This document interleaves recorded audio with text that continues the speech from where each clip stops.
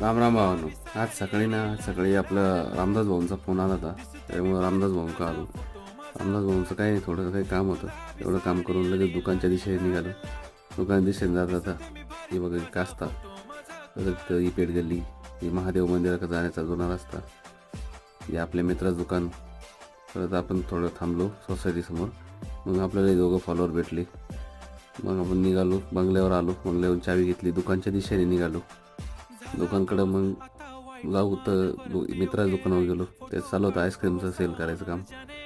मग नंतर त्या साईडनी गेलो तर हे नितीन शेटचं गॅरेज, हे आपल्या मित्राचं ताडी दुकान आणि आपलं वाईन शॉप.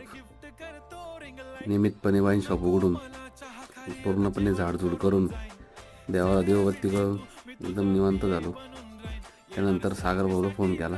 त्यानंतर सागर दादा लगेच आला. सागर दादाकडून चहा घेतला. मग निवांत झालो.